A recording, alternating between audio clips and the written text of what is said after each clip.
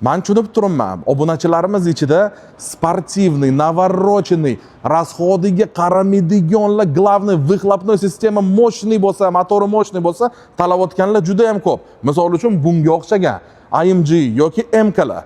No, obunachilarimiz ichida yana qanaqa okalarimiz bor. Спокойный, семейный, главное современный va безопасный avtomobil qidirayotganlar ham bor. Bugun sotuvimizda shunaqa mashina olib keltirganman. Kia Carnival oxirgi pokoleniya, oxirgi restyling 2025-yil. 1.6 litrli benzinoviy dvigatel plus gibrid sistema, salkam 250 ta ot kuchi.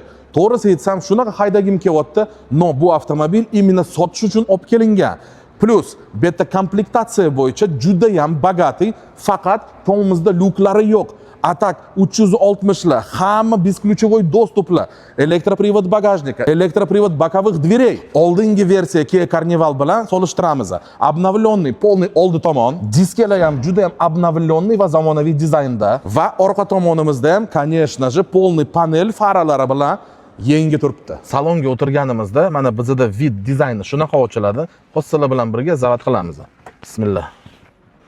Gibrid sistema umuman ovozsiz zavat qiladi. Keyin batareya tugagandan keyin o'zidan o'zi elektrogenerator bilan motori spokойно sekin-sekin zavat qilinadi va zaryadkasini beradi. Beta komfort bo'yicha bizda ikkita displey, 360 kameramiz mana bu displeyda ko'rsatiladi. Datchik удержания полосы, полный мультируль, Distronic sistemalari ham mavjud. Klimatическая sistema уже sensorli chiqqan. Juda ham bunaqa navorotlar yoqadi deb qaranglar. Mana kalit zamonaviy yangi dizaynida. Mashina old-orqa yuradigani knopkalari ham bor. Parkovka uchun juda qulay. Yurgizish uchun ikkita kombinatsiya qilishimiz kerak. Birinchi, mashinani qaytib yopishimiz kerak, keyin hold degan knopkani bosib turamiz. Avtomobilimiz zavat bo'ldi. Endi sizlar bilan tekshiramiz shu funksiyasi.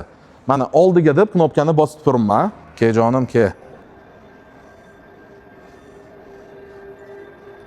Rulda hech kim yo'q. Hozir orqaga xuddi shunaqa knopkani bosib turib, orqaga qaytaramiz. Eshitdinglar, o'zidan o'zi zavat bo'ldi. Gibrid sistema ishlashi shunaqa bo'ladi. 2025-yil atigi 15,000 kilometr yurgan Kia Carnival oxirgi pokoleniyasi narxiga keladigan bo'lsa 41,900 ga berib yuboramiz.